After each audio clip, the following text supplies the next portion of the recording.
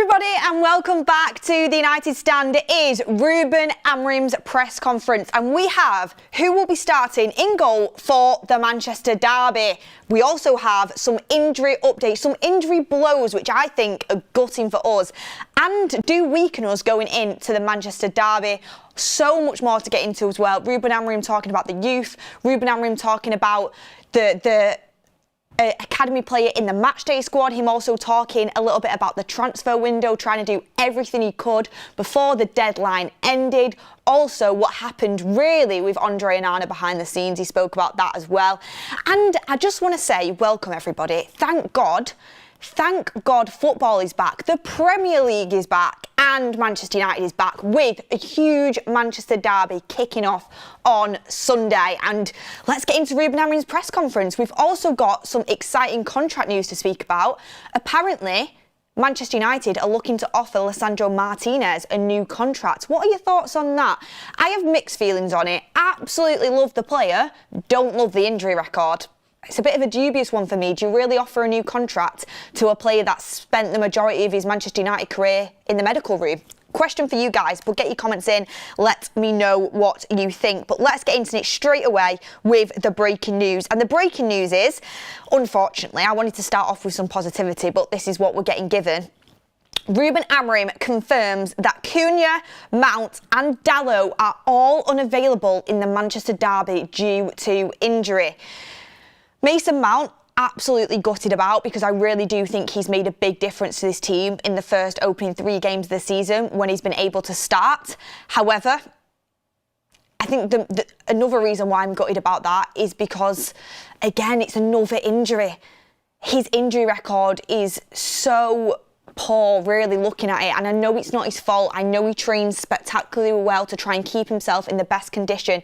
I know he just wants to play. I know he's got a fantastic mentality, but another injury so soon, and if this keeps him out for a long period of time, which when you're looking at the way Amorim spoke about it, it felt that way to me. It just is frustrating, because it's like you can never really get going as a player if you're getting injured that often and you're spending that amount of time out. You can't rely on him in a starting 11, because once he's out, you've then got to replace him and bring someone else in and get them up to date and get the chemistry going with them. And also as well, for him, it's like getting that momentum where you're hitting a consistent level. So many people were criticising Mason Mount's performances when he first came back into the Manchester United team, and the fact that Ruben Amorim really liked him and wanted to play him, because he'd not played football properly in 2 or 3 years. On a consistent basis. Of course you're not going to be in tip-top shape. Of course you're not going to be extremely sharp. But when he had that good end to the season, he then had a good pre-season, managed to stay fit for a long period of time, and in my opinion looked like the best Mason Mount I've seen in a long time in the opening 3 games of the season.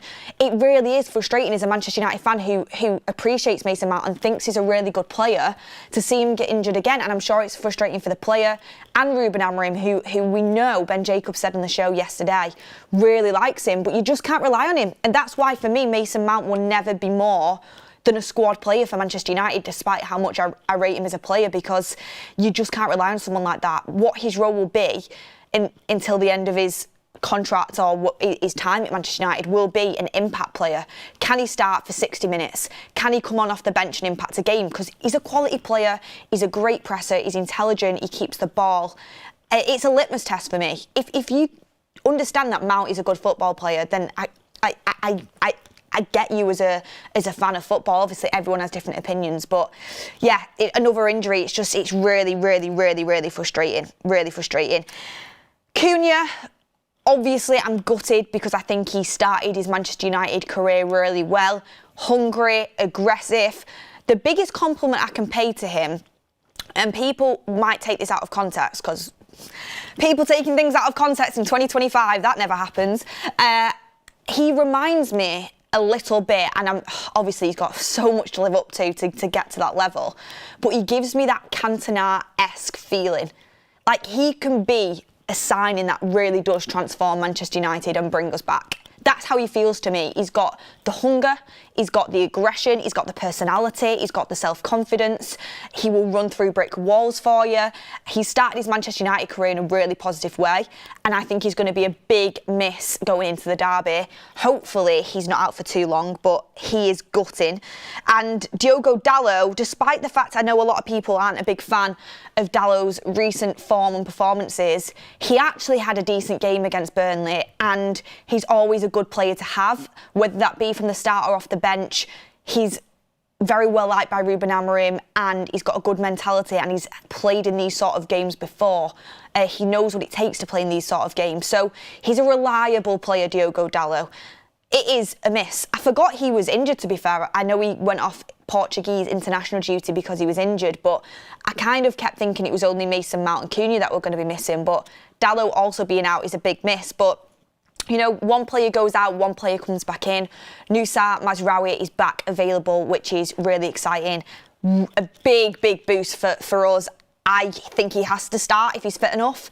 I think he's one of the best players in the squad. I think he's gone a bit under the radar at the start of the season because he has been injured throughout pre-season and at the start of the season. But he's a really good quality player, and with Dalot out, does he go to right wing back? Does Ahmad move into the 10?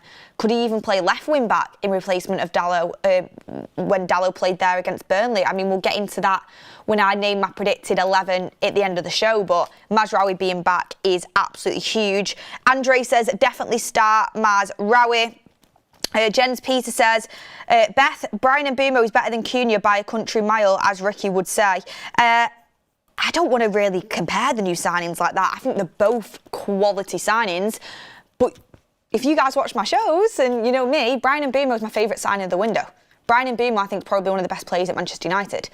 Bryan Mbeumo, I think, has had the biggest impact so far at Manchester United out of our signings. I love Bryan Mbeumo, and I think he's absolutely quality. So just because I think Cunha is good doesn't mean I don't think Mbeumo is good. I think Mbeumo is top quality. And if I had to pick between the two, I probably would pick Mbeumo. But they're both really good. I like them both. We've got to enjoy both of them. Enjoy both of them. It's like Messi and Ronaldo. Enjoy both. Oh, people love that one, won't they? What Ruben Amorim also said, and get your super chats in, get your comments in. We're going to do a little bit of a predicted 11 at the end of this press conference reaction as well. Ruben Amorim said that Altay Bayindir will start in the Manchester derby rather than Seny Lammens. So Altay Bayindir will remain between the sticks for Manchester United. What are your thoughts on that? My thoughts is I really wish Seny Lammens was coming straight in. Ruben Amorim kind of talked about the fact that Seny Lammens has to get used to a new league. He's young. Altay started well, so you know you've got to give him time to adjust and embed. And I get all that, but also every single game for Manchester United is a big game. Doesn't matter if it's Sunderland away, Man City away, Liverpool away at Anfield, Arsenal away at the Emirates, Brentford at home. Like, every game is a tough game. We struggled to get past Burnley like last week, even though I thought we absolutely outperformed them and overall we had a good performance. It was due to a penalty at the end that we ended up getting the win. So every game in the Premier League is going to be a tough game. Seny Lammens, you've brought him in for a reason. You've let Andre Onana go. There's been zero clue throughout Ruben Amorim's whole Manchester United career that he has faith in Bayindir to be the number one keeper. He went to Bayindir for the cup games last year, then he went back to Onana in the league. He started off with Bayindir this year, but everybody knows he was trying to get Martinez and get a keeper over the line. So he doesn't quite have the faith in Altay Bayindir. You'd like to think that Seny Lammens coming in, everyone hyping him up, that he's ready to go. I mean, Ben Jacobs did say on the show yesterday that he might go with Bayindir initially for the derby, but Seny Lammens is expected to become the number one.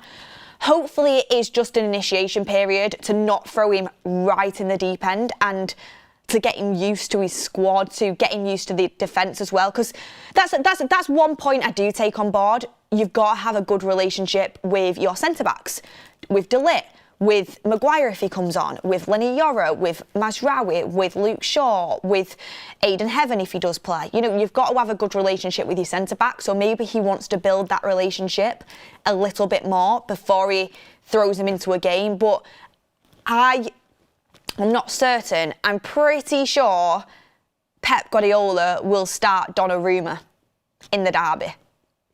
Donnarumma versus Bayindir, everyone. Do you know what I mean? And I hope Altay Bayindir does well, I really do. But I've seen too many mistakes from him. He's not strong off set pieces. He can easily be bullied.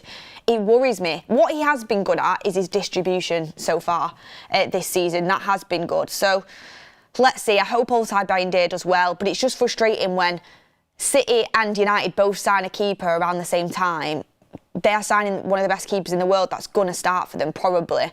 And we've signed a prospect that Amorim's not quite ready to throw in yet. And that's nothing against Lammens. I want him to do well. But when you see stuff like that, when you see Arsenal signing Gyökeres and playing him straight away, we've yet to see Sesko start a game, and I'm not convinced he's going to start against City.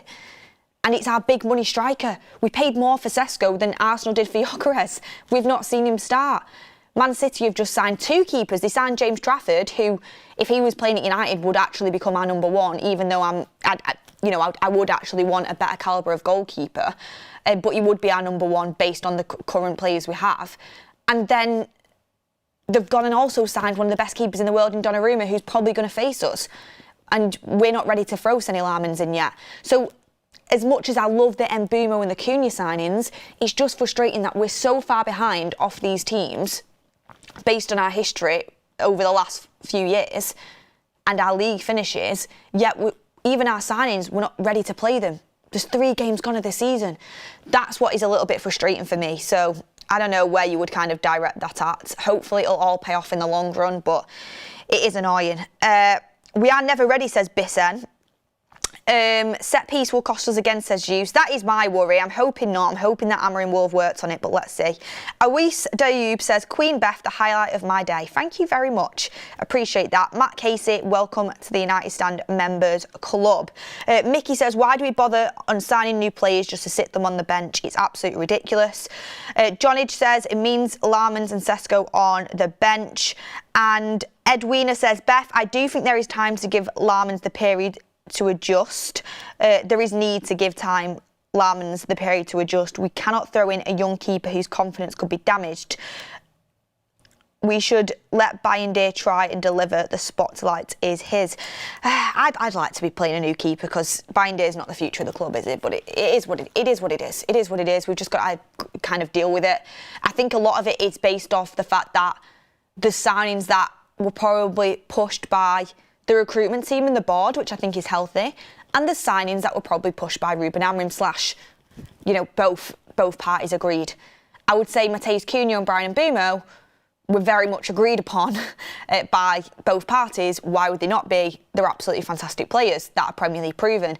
I think Sesko and Lammens were very much pushed by the recruitment team and the model that they're trying to push, which is a patient-based model where they want to invest in younger players to try and keep value in them, have resale value and have longevity, rather than spending on a higher wage, a higher fee for a player that's going to give you a short amount of time. But I think when you actually look at it, and I don't want to dwell because we've got what we've got, if you actually look at it, if you get in an experienced player that might be a bit older, that you might have to pay a little bit more wages to, you're more likely to climb the tree quicker. And then, okay, yeah, they might not last as long, but you've climbed up the tree and then you can invest in that younger player then when you've got the scope to build up. So it is what it is. It's what we've done. And, we've just kind of got to trust the recruitment team on this and hope it all works out. Rob Always United says, how's your new home, Beth? I'm currently in the renovation process. of it. I've not actually fully moved in yet. I am creating an at-home type studio. So if anybody knows anyone who can help me out with that or wants to sponsor anything in there, DM me on Instagram or email me. Also, if anyone knows a good decorator, let me know. I'm struggling with all the decorating and I've not got time to paint when I'm doing United Stand stuff. I'm doing all these other things. So let me know. Although, do I want people knowing where I live? Probably not. So, but thank you very much for asking. It's really exciting kind of picking all the renovation stuff and I'm enjoying it. I'm taking it from 15th place Man United to title winning team. That's how I'm renovating my house. Seth says, can accept Bayindir but can't accept Sesko on the bench. I mean, let's put a poll in the chat actually. Do you think Benjamin Sesko will start in this game? let me know your thoughts. Little bit more news. Let's get through the press conference here. Ruben Amorim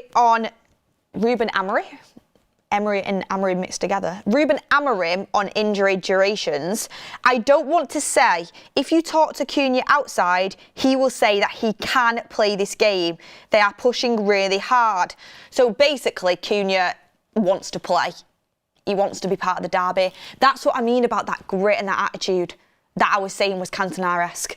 Like, Cunha's probably still injured and the medical department is saying, no, we can't play, but he's itching to play the derby. That's the type of mentality that I want to see. That's what I want from my players, and that's what Cunha is giving. So Cunha's obviously closer than Mason Mount there and closer than Dalot as well. Ruben Amorim on Manchester City, he said it's a top team with the best coach in the league, a team that is really hard to imagine how they are going to play. We are prepared for that and believe in our team. It'll be a very good game. We know what to do. We have more training, and the table at the moment, United are above City. That does not matter. And Ruben Amorim actually said he thinks Pep Guardiola is the best manager in the league, in his opinion, or I think he said best coach in the league, in his opinion. I mean, based off what he's won with Manchester City and winning the treble, that I would probably say the same thing. However, City over recent times have looked weaker. Pep looks like he's going through a bit of a transitional period. You can't respect what he's doing in football because he's one of the most successful managers ever, sadly, because it's for our rivals, Manchester City. But he is going through a transitional period. I actually think at the start of this season, City have looked weak. Well, weaker. They've had weaknesses. Like, I remember a point in time where Man City, you just could not get near them. Every single game, it was like, they're going to win, they're going to win, they're going to win. And they just dominated you and suffocated you. And United, to be fair, had a few decent performances against them, and we always have. But in terms of the league, it was just nailed on that they were going to absolutely steamroll it.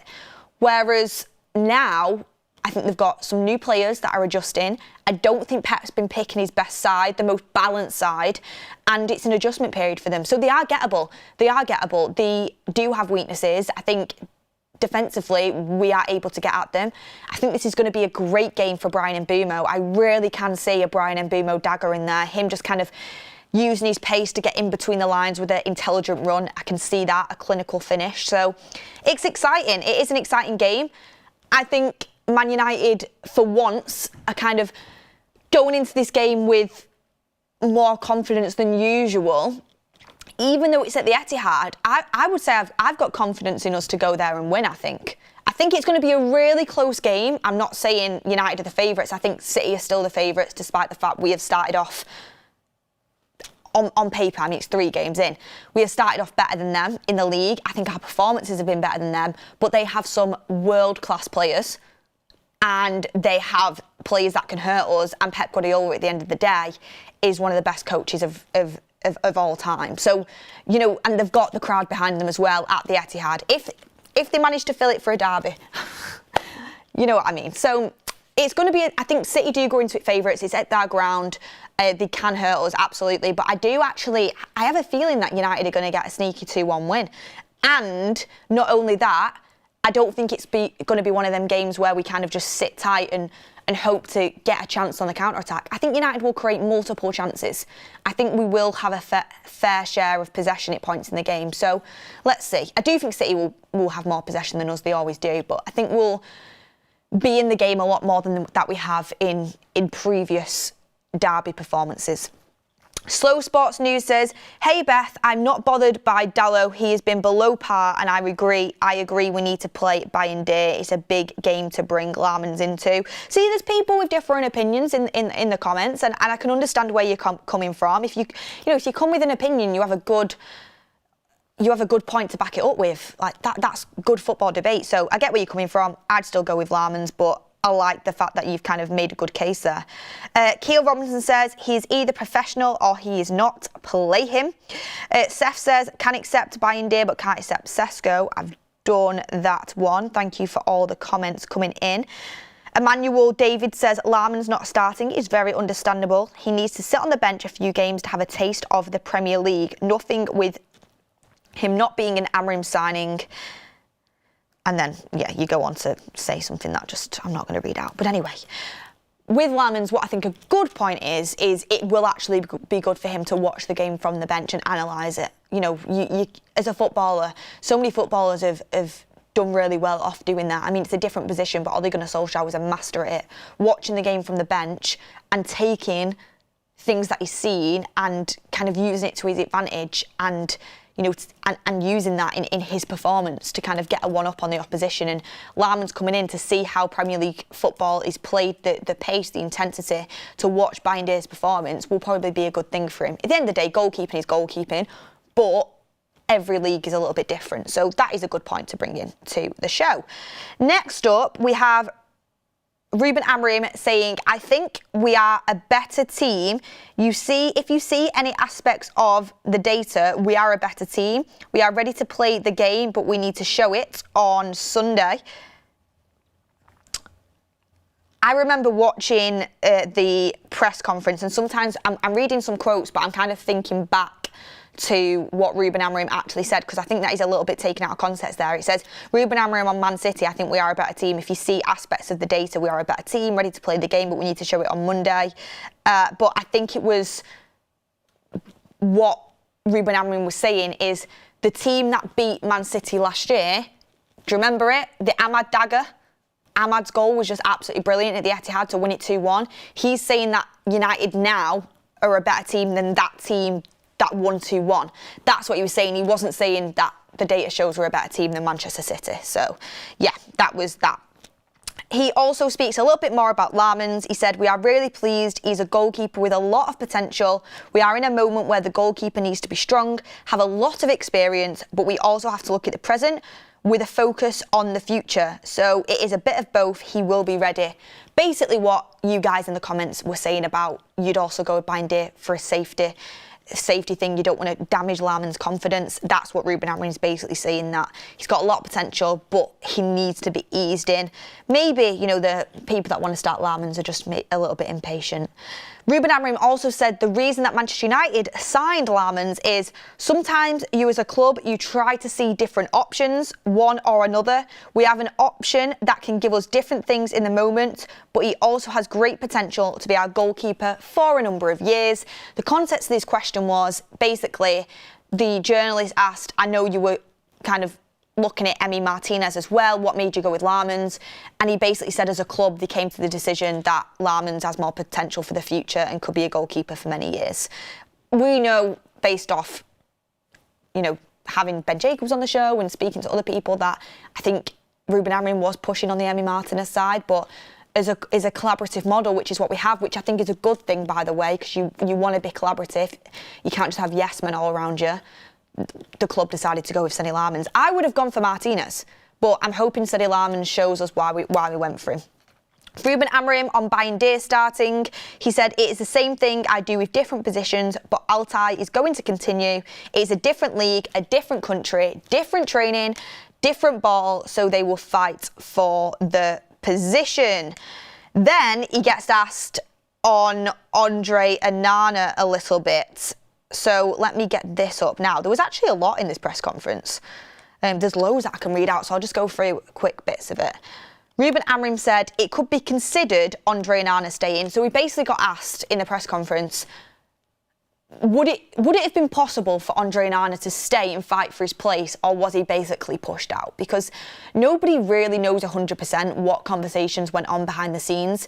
There were strong rumours that Ruben Amorim wanted Onana kind of out and he didn't have faith in him as his long-term number one, and that he was a little bit frustrated by a few things that happened in the pre-season, asking about a higher wage, and also, you know, coming back to pre-season training and instantly having an injury based off, you know, some of the training he did while he was on his holidays before he came back to Manchester United. So this is what Ruben Amorim said. But then there was also reports that he decided it back in like March that Onana wasn't going to be his number one for the future. Some people even say he was speaking to Diogo Costa in January. So there's loads of different kind of spirals in this Onana Ruben Amorim's story. So Ruben Amorim said this: "It could be considered that Andre stayed, but I think as a club we understood that it needed to change. Sometimes it's hard to point out why.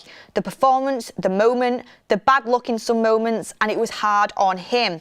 Our thinking was to have a change with the goalkeepers, but I wish the best with Andre Onana. He was really good at working and helping the players, but sometimes you need to change the environment." On this, again, I think it was Ruben Amorim in a nice way saying he needed to go. Not just for the club, because he wasn't good enough for United, but for himself. It got to the point where, you know, it must not feel good as a player and as a person performing like that on a weekly basis. And then, obviously, everything that comes with that, the criticism and all other stuff. Like, criticism, absolutely valid. The abuse and stuff, I would never, ever stand with. I think it's awful, to be honest with you, some of the stuff that I've seen online that people say personal things. But criticism, absolutely deserved that. And I think for him, his confidence was probably so shattered, he just could not continue to perform. And also, for Manchester United, we needed a better keeper. We could not keep going on like that with Andre Onana in our team. So I think Ruben Amorim probably had quite a frank conversation with Andre Onana. This can't continue, and that's why he went and got his move. Someone in the chat, I wanted to bring this in because I don't want people to get confused with this. Emmanuel David, watching at home, said, "Beth, don't confuse Donnarumma with Lammens. Experience is key." I'm not doing that.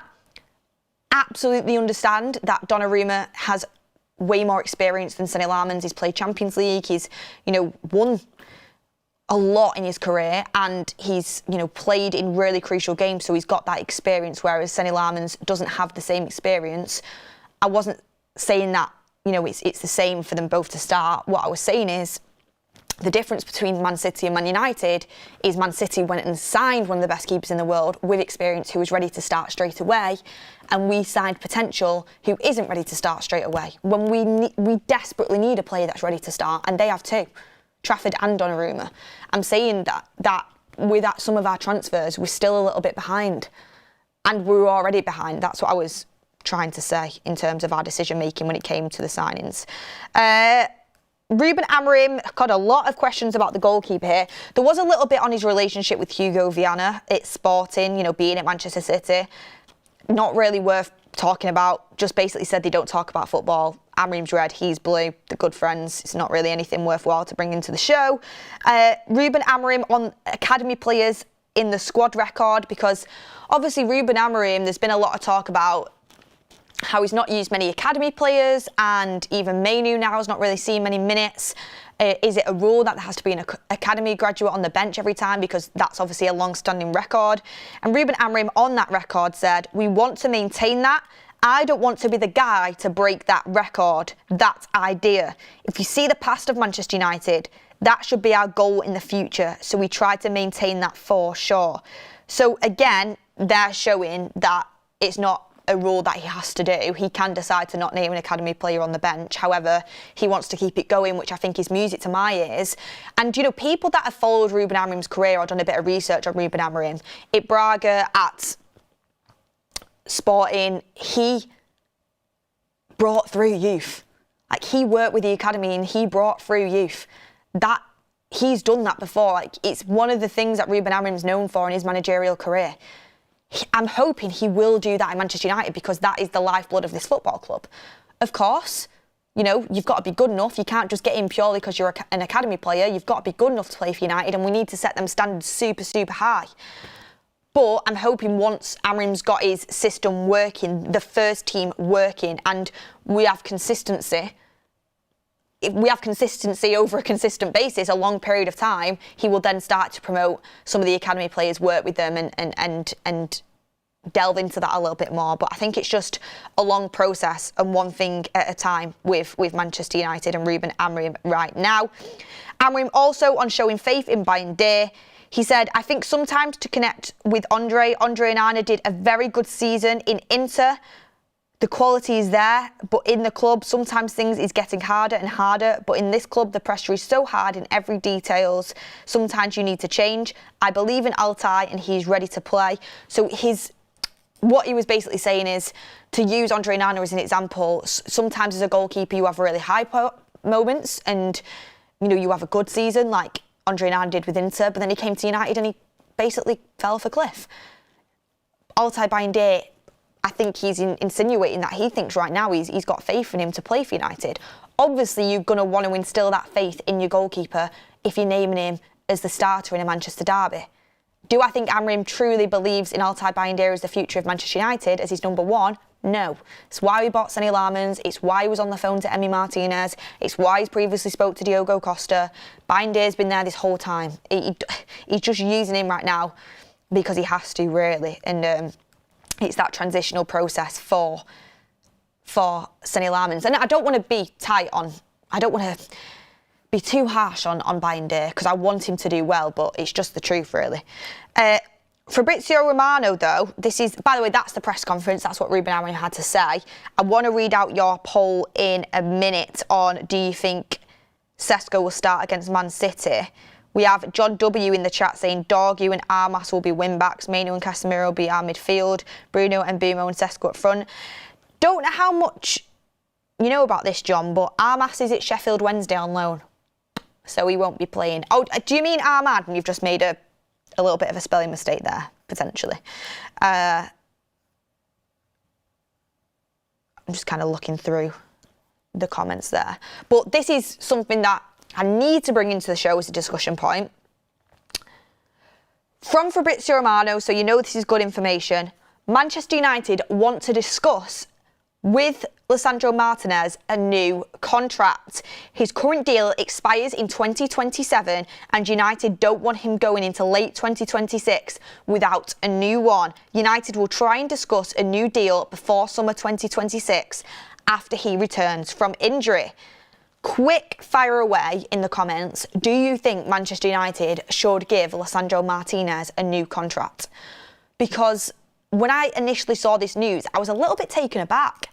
And do not get me wrong, I know Lisandro Martinez is a fan favourite, the butcher, leecher, his mentality, his strength, his South American passion, World Cup winner. Like, he's a very good player, great attitude. He's one of the senior leadership members of Ruben Amorim's dressing room.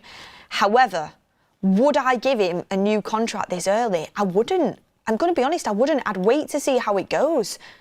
He's yet to come back from injury when I thought he was going to be back after this international break. He's still not close to being back yet. He's been injured for the majority of his Manchester United career. I mean, have we not learnt our lesson previously by giving new contracts out to injury-prone players? Like, I know it's not his fault. I know he wants to be on the pitch playing, but at the end of the day, like, I don't think you can justify it. And people will say, but you love Luke Shaw, you love Mason Mount. I do love Luke Shaw, and I do think Mason Mount's a very good player.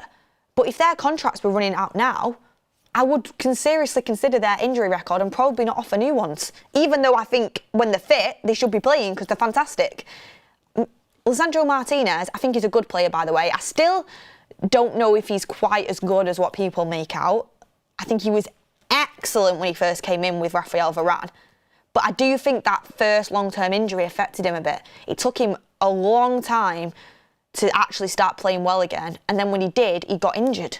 Like, when he started getting the rhythm back under Amorim, eventually, because at first he didn't start off well.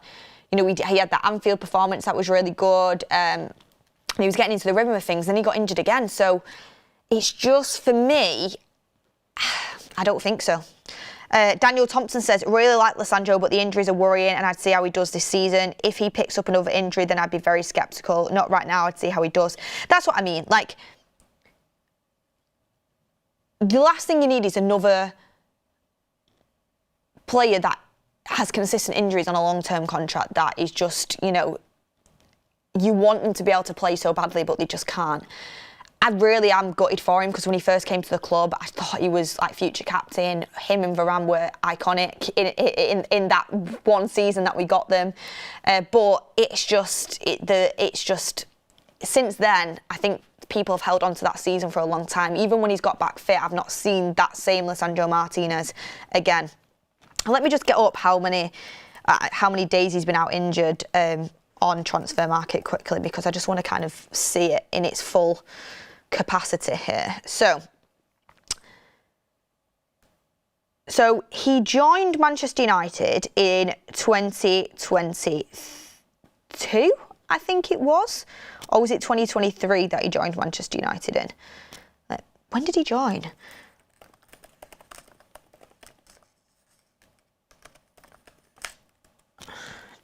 Can someone tell me in the chat if he joined in 2022? I think it was 2022, right? Has he been here for 3 years?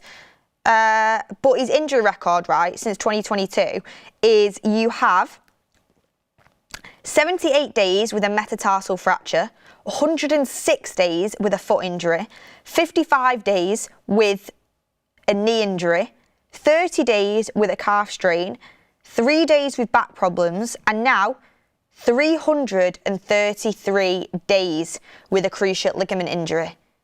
And that totals up to 43 games missed, then another game missed, 6 games missed, 10 games missed, 26 games missed, 14 games missed. He has missed so many games if you add them up for Manchester United and go through the list, and I might do that at some point. But the fact he's been out for 333 days now and counting, it's a long time. And to already be thinking about offering a player a new contract when he's barely even played for us, really, in the grand scheme of things. We've done this before, we've done it, and you keep having them recurring injuries. Usually, when you've had career-defining injuries like that, your body usually is very susceptible to getting injured again because during that time you've been injured, your other parts of your body have been over-reliant, and then it makes you're going down a really slippy path when you have serious injuries like that. So I love him. I wish him all the best. I hope he never gets injured again after this. And I hope he returns to his form that he did in his first season. But, you know, he's just... It's a big decision for me to offer Lisandro Martinez a new contract. And I just think about, first of all, getting him back fit to play again and seeing how long he lasts after that before offering it him, to be honest with you. But let me know in the comments what you would do. Anyway, let's get the poll results in from the Benjamin Sesko. Do you think he will start against Man City? Yes or no? Let me see what your poll results come back of here. Sometimes it takes a few moments to get them going. If I would like him to start, wouldn't be surprised if he goes with Xerxes. 77% of you say that you think that he will start in the derby. Very optimistic. Maybe that's what you're hoping for. I hope he does. I mean, it's been 3 games now. You know, he's had a bit of time. Let's start him. If he can't get in when Cunha and Mount are both injured, then I am a little bit worried, to be honest with you. But I think he will start. I think he should start. What a big game for him to start in. And, I mean, imagine getting your first goal in a Manchester derby. What a start that would be for him. So, first start in the Premier League, first goal in a Manchester derby. I'd love to see it. But you guys think that he is going to play. I'm a little bit unsure. Wouldn't be surprised if he goes Xerxes up front with Bruno and Mbeumo in behind. But, you know, Sesko is the future. And I think Xerxes is a really good player, but Sesko's the big money signing that we've brought in to be his new number 9. I'd like to see him play. I'd like to see what he's all about. So hopefully he does. Just on that note, to finish up the show, I'm going to do the 11 that I would start in the derby. And you can let me know what you think. So I would start Lammens, but I know he's going to go with Bayindir, so we might as well just put Bayindir in there. But I would have picked Lammens. I would then go with Lenny Yoro, right-sided centre-back, De Ligt central, Luke Shaw left-sided centre-back. I think that back 3 has worked really well together. I was tempted to bring Mazraoui in, but I just don't think you can break up that back 3 right now because they've done pretty well since the start of the season.